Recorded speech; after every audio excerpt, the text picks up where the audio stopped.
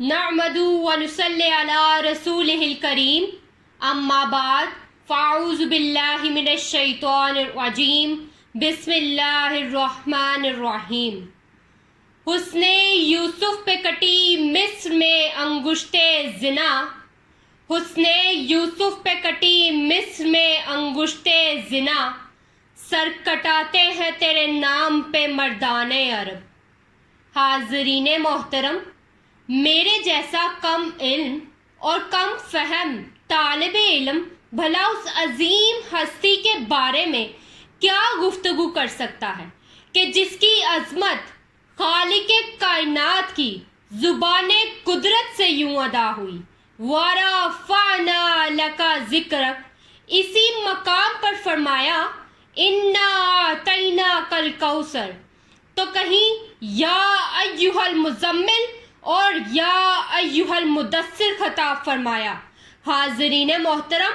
حضور صلی اللہ علیہ وآلہ وسلم کی طیب زندگی کے دو پہلو،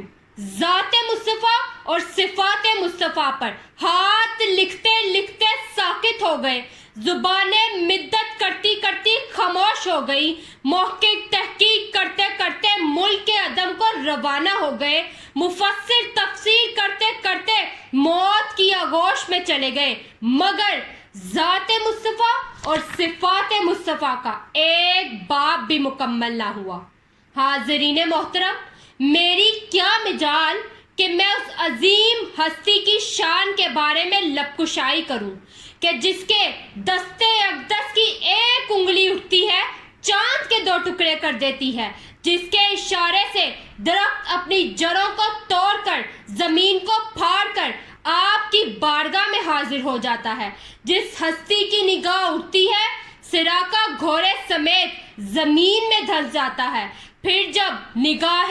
رحمت اٹھتی ہے تو گھوڑے سمیت زمین سے نکلنا شروع ہو جاتا ہے، جس پیکرے نور پر طائف کی بستی میں ظلم کے پہاڑ توڑے گئے مگر زبان قدرت سے بد دعا تک نہیں نکلی، بلکہ بقول لاہور قلندری دعا مانگی الہی قوم کو چشم بصیرت دے، دعا مانگی الہی قوم کو چشم بصیرت دے،